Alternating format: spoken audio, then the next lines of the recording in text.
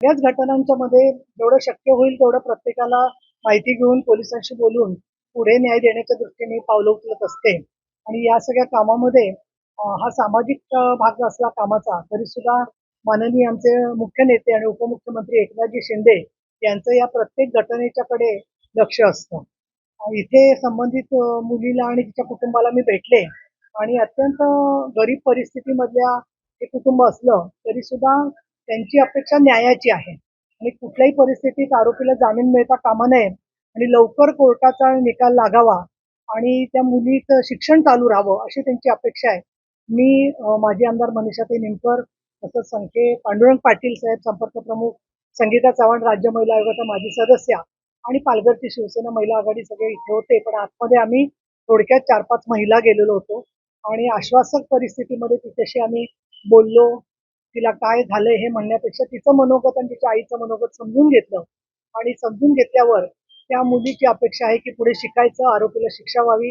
आईची पण तीच अपेक्षा आहे आणि अशा प्रकारचा तो जो मांत्रिक आहे, तर तो दबाव जर का आणत असेल तर वेळप्रसंगी अशा लोकांवरती टाडाच्या मार्फत किंवा संघटित गुन्हेगारीच्या मार्फत सुद्धा केस होऊ शकते आणि म्हणून त्याला मदत करणारे जे लोक कोणी असतील, दृश्य किंवा अदृश्य, त्यांना मी इथे इशारा देते की सर्व प्रकारनी जाळं पोलिसांचं विणून जास्तीत जास्त प्रमाणामध्ये लवकर न्याय मिळावा असा आमचा प्रयत्न आहे. काही वेळेला समाजामध्ये साक्षीदार संरक्षण कायदा जरी असला तरी सुद्धा मुलींना पाहिजे तेवढं संरक्षण मिळत नाही आणि मग ती केसमध्ये प्रॉब्लेम तयार होतात. पण मला इथे 2 गोष्टी सांगायच्या आहेत. एक म्हणजे ही नॉन कंपाऊंडेबल केस असते. म्हणजे बाकीच्या केसेस जशा मागे होऊ शकतात समेटाने, तशी नॉन कंपाऊंडेबल केस बलात्कार किंवा बाललैंगिक शोषणाची होऊ शकत नाही. जर का कोणी एखादा व्यक्ती किंवा एखादा अधिकारी किंवा अजून कोणी समाजातला स्वतःला राजकीय म्हणवणारा व्यक्ती जर का असा दबाव आणत असेल तर त्यांना सुद्धा तो गुन्हा केला म्हणून शिक्षा होऊ शकते. माननीय न्यायालयाला माझी विनंती आहे की नॉन कंपाऊंडेबल केस असल्यामुळे ती परस्पर मागे घेतली जाऊ शकत नाही केस.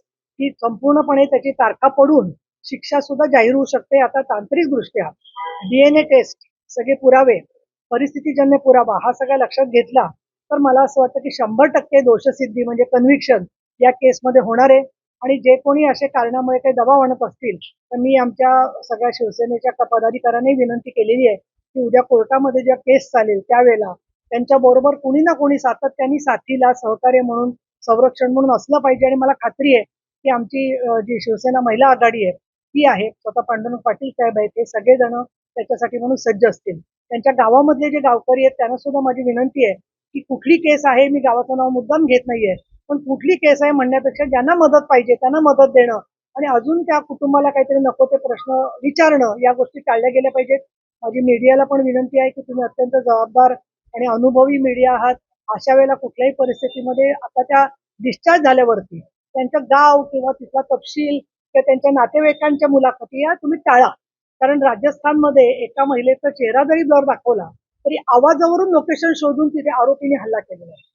आणि त्याचबरोबर पॉक्सोची 140 कोर्ट महाराष्ट्रामध्ये असावीत असं केंद्र सरकारचा प्रस्ताव होता. माननीय मुख्यमंत्री देवेंद्र फडणवीस यांनी सातत्याने त्याचा पाठपुरावा केला असता. ती फक्त 38 कोर्ट झालेली आहेत. या पार्श्वभूमीवरती ती कोर्ट व्हावीत. आणि आज विशेष म्हणजे मी माननीय शिंदे साहेबांना सकाळी कळवलं होतं की मी इथे पालघरला येणार आहे, अशी अशी केस झालेली आहे. त्यावेळेला मी त्यांना फोन केला, त्यांना ही केस आता आतमध्ये सांगितली आणि माननीय शिंदे साहेबांनी त्या मुलीची आई, संबंधित मुलगी आणि तिची बहीण यांच्याशी अतिशय हृद्य आणि अतिशय अंतःकरणपूर्वक संवाद साधलेला आहे. त्यांनी त्यांना धीर दिलेला आहे की मी एसपीशी ऑलरेडी बोललेलो आहे, लवकरात लवकर केस उभी राहून शिक्षा आरोपीला होईल याच्यासाठी आम्ही सगळे बरोबर आहोत. आणि त्याचबरोबर इथे शिवसेनेचे जे पदाधिकारी आहेत, संखे आणि सर्वजण, त्या सगळ्यांना पण मी याच्यामध्ये पाठपुरावा करायला सांगतो. आणि नीलमताई तुम्ही पण जे काही शक्य आहे ते जरूर करताच आहात. आणि अशा प्रकारच्या ज्या ज्या घटना घडतायत त्या प्रत्येक केसकडे आमचं लक्ष आहे. पुण्याची जी घटना झालेली आहे त्याच्याबद्दल पोलिसांशी मी डिटेल बोललेली आहे आणि त्याच्यामध्ये त्या आरोपीला कुठल्याही परिस्थितीत जामीन मिळणार नाही अशी खात्री पोलिसांना आहे. पण त्याचबरोबर ज्या महिलेनी ही गोष्ट निदर्शनाला आणली तिची माहिती, तिचे बाईट, तिची ओळख जाहीर करून अजून त्या वस्ती पातळीवरती एक गोंधळाचं वातावरण होऊ नये या दृष्टीने लोक तिथली जागृत होती, सक्षम होती.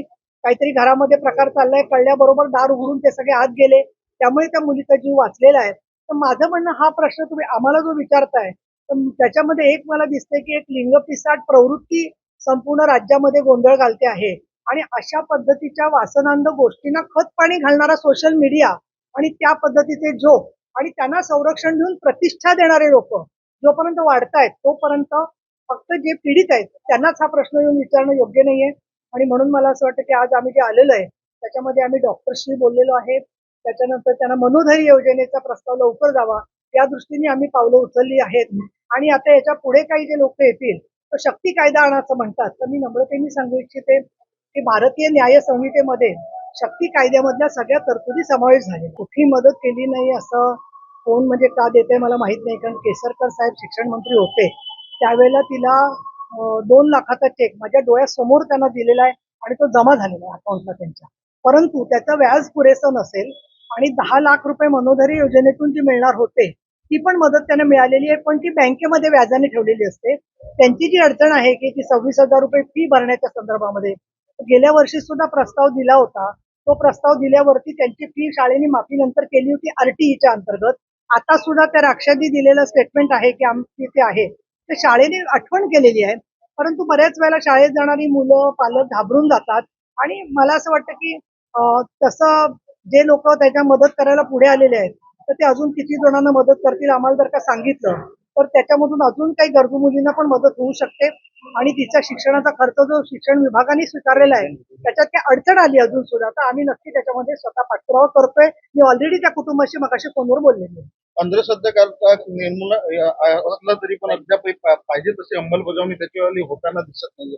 कुठंतरी त्याची भरीव अंमलबजावणी झाली पाहिजे असं वाटतंय का? मॅडम या प्रकरणामध्ये जादूटोणा विरोधी कायद्याअंतर्गत गुन्हे दाखल होतील. होणारच याच्यामध्ये होणार. आणि अंधश्रद्धा विरोधी जो कायदा आहे त्याच्यासाठी समित्या कराव्या म्हणून मी बैठक घेतली होती की त्या बैठकीच्या मध्ये आपण आता त्यांनी मीडिया बरोबर तुम्हाला बोलवलं तरी तुम्ही मीडियात आज जायचं नाही मी आधी सांगते. कारण त्यांनी कोणी अलाउ केलं तर त्या वॉर्डमध्ये लेडीजच्या जेंट्सनी किंवा लेडीजनी कॅमेराचा विनंती समजा निर्देश नसते तरी तुम्ही स्वतःची स्वतः जबाबदारी पाळली पाहिजे.